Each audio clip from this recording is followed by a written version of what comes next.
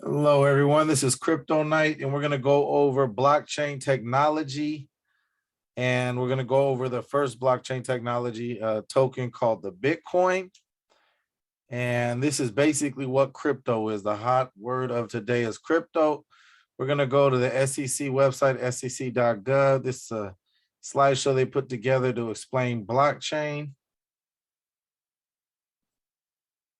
And so this is a brief introduction to blockchain. And this is from Yale Law School Center for the Study of Corporate Law. And so we're on with the right information here. So blockchain has many meanings. To understand the power of blockchain systems and the things they can do, it is important to distinguish between three things that are commonly muddled up, namely the Bitcoin currency, what we're going to go over right after this, the specific blockchain that underpins it, and the idea of blockchains in general. So there's three aspects of cryptocurrency. So don't get confused. And I'll go over, what that kind of means. So here we go right here. So blockchain has many meanings. Let's look at a phone system compared to blockchain. So a phone system, the idea of a phone network. So there's a phone network, right? Number two is a specific phone network is AT&T. And then a specific use of the phone network is to do a fax or a phone call, right? So if we look at the blockchain technology, it's the same way, but in the block term. So let's look. The idea of blockchain, that's the what? The technology. The specific blockchain that underlines Bitcoin or another coin offering. So there's different blockchains that are used for different coin offerings. And then a specific coin is Bitcoin or any other cryptocurrency. So what is blockchain? First of all, blockchain is a technology, is revolutionizing the world right now. It's changing how computers react with humans. It permits transactions to be gathered into blocks and recorded, allows a resulting ledger to be accessed by different servers.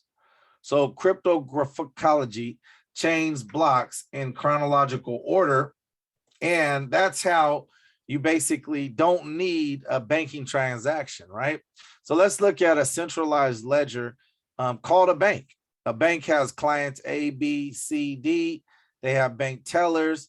They have people working the bank. They get their money from a specific place. So there are multiple ledgers, but banks hold the golden record. So the bank holds the record, right? If a client comes up and says, this is a record I have $1 million in my account, but the bank says you only have $10 in your account, who are they going to listen to? Client B must recounsel its own ledger against that of the bank and must convince the bank of the true state of the bank ledger if discrepancies arise. And this happened in about 2007. I was living in Atlanta, and there was a bank that went out of business. A couple banks went out of business in Atlanta, and they were telling people that were trying to withdraw their money that they didn't have that amount of money in the bank. And the FDIC kind of gave people $50,000 at the time, I think it was, for all their bank account. But there was people that had, $500,000 in their bank account, but they only got what the government actually gave them. So this is the kind of banking errors that happen all the time in America. But with distributed ledger, it's different nodes. And nodes are a transaction ledger. So there is one ledger. All nodes have some level of access to that ledger. All nodes agree to a protocol that determines the true state of the ledger at any point in time. The application of this protocol is sometimes called achieving consensus. And that's what means when you have confirmations of cryptocurrency, sometimes they have to be confirmed by 3 or 5 or 10 different nodes. That means 10 different computers are checking on the same thing and they all agree that it happened that way. That limits theft, and it limits a lot of problems that our banking industry has. So a single entity would be distributed ledger like this on the left, and then multiple entities are on the right. And they're all basically coming together. They're coming together, and that technology is what tells you, how much you got, how much is coming into one wallet or anything like that. And all your wallet needs to be is just a number. You don't have to put your ID on there or your social or anything like how the bank's system works. So multiple entities is really what you want, because it limits theft, hacking, or any problem that you can occur with the banking situation. And that's what makes cryptocurrency, the coin part of it, so unique and so revolutionary.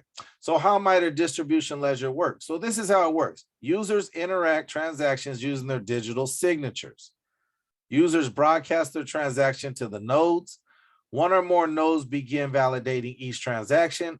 Nodes aggregate validated transactions into blocks. Nodes broadcast blocks to each other. Consensus protocol used. Block reflecting true state is chained to prior block. And that's how these different protocols is what gets the transaction from one place to another. Now, where might blockchain use cryptography? So initiation and broadcasting of transactions. So there's a digital signatures, private public keys. That's how you have your own information, that it's your wallet or your information or your Bitcoin or your coins, right? Validation of transaction, proof of work, and certain alternatives. So sometimes there's proof of work. There's all kind of different proofs that they have now. Proof of stake, proof of work, just to name a few. Proofs of safe holding there. I mean, there's all kind of different ones that are coming up all the time. So chaining blocks, hash function. So a hash function is the numbers that are associated with the transaction that make sure the transaction is completed, and all these computers together identify that transaction as being completed. So the power of distributed ledgers. It can be used without a central authority by individuals or entities with no basis to trust each other. And that's what happened, why this technology basically came about, is because people started not believing the banks. There's big times in our country that the banks swooped in, took everybody's money, or didn't let people withdraw their money. And so this is why this technology was first invented. It can be used to create value or issue assets. So you can have a coin and you can create value out of just a coin being on a blockchain. It can be used to transfer value or the ownership of assets. A human being or a smart contract can initiate the transfer. So you can have a smart contract that actually transfers value to one person to another. It can be used to record those transfers of value or ownership of assets. So these records may be very difficult to alter, such that they are sometimes called effectively immutable. So once it happens, it happens. So it's not like, a bank transaction. You could pay for something 3 months later, you can grab all your money back. So it's not one of those to where, you can get your money back. It's basically once you send something through the blockchain, it's there and that's it. It can be used to allow owners of assets to exercise certain rights associated with ownership and to record the exercise of those rights. So the degree of trust between users determine the technological configurations of a disputed ledger. So how might distributed ledgers proposals differ? So this is an open or closed ledger. So open, permissible list, one ledger. Methodology depends on degree of trust between nodes. Where there is no basis for trust, may be achieved through proof of work, which requires an algorithmic solving of a cryptographic hash. So mechanism depends on degree of trust between nodes. Where there is no centralized authority, consensus may be determined basically as a calculation. So all this is just a calculation if you sent it or if you didn't. So that's the difference between open and closed. Different between a bank. A bank, right, tells you they sent the money, and sometimes your account's not right. I don't know if anybody ever been through that before, but sometimes, you should have a certain amount in your account, but you don't, and you try to call the bank, and they got to do, put you on hold, and they got to look through. Did you send money here? Did you send money there? Oh, somebody stole your money. Oh, this happened and that happened.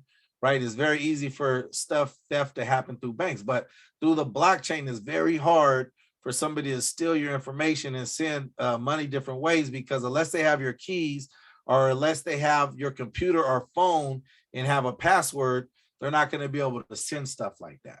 So questions. Does anybody have any questions about blockchain? So that's basically the technology, remember, that is used for cryptocurrency.